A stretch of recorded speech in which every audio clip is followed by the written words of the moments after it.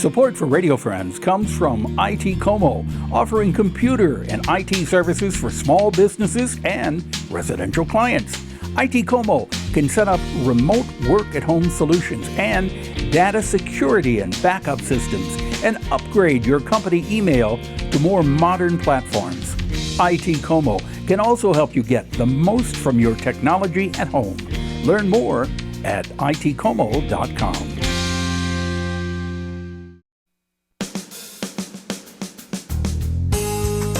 Good morning and welcome to Radio Friends on Friday, December the 30th. This is our last Radio Friends for 2022, if you can believe that, going into 2023. And we're going to talk about AI, artificial intelligence today. I thought that'd be kind of nice to head into the new year. And SCOTT CHRISTIANSON, professor at the University of Missouri, with us. Good to have you here, Scott. Thanks for letting me be here. Yeah, you know, over the years, we have talked about artificial intelligence. And you have always come in and kind of blown my socks away with some of the information that you have. Today, you wanted to talk about artificial intelligence doing artwork. Yes. Well, about a year ago, we did an episode where we looked at some of the first AI art, and it looked pretty poor. It wasn't that great.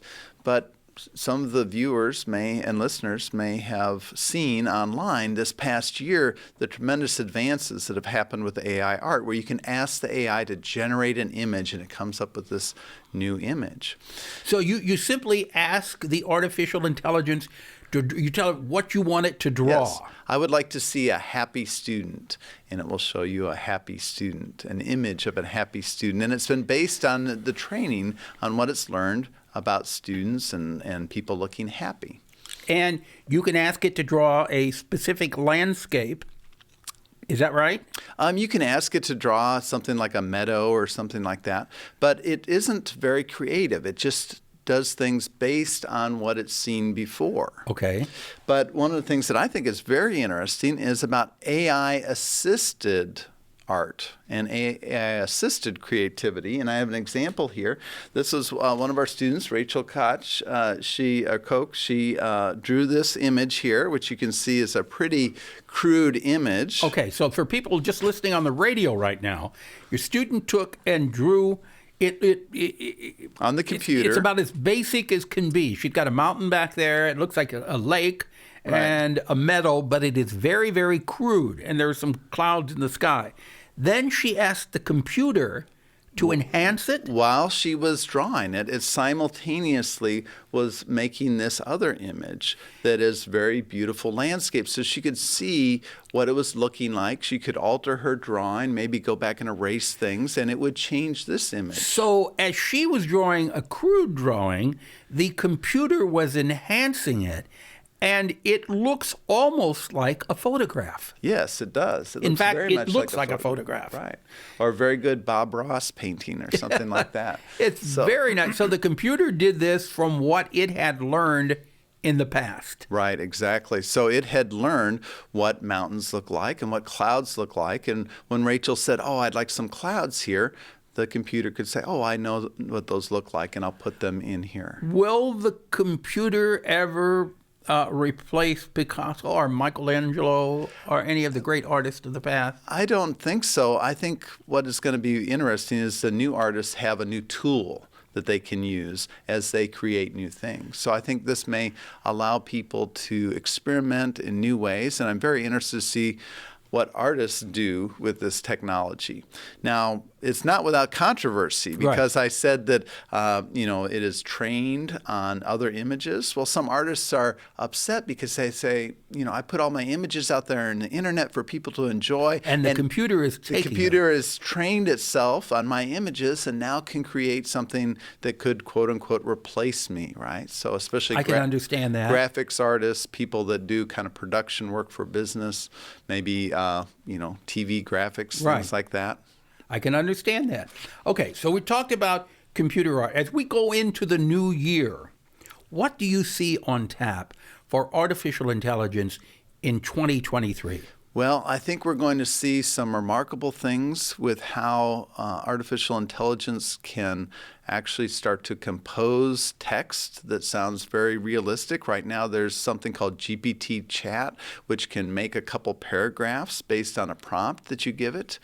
And I think we're going to see AI actually writing very long scripts, being able to assist writers with their writing.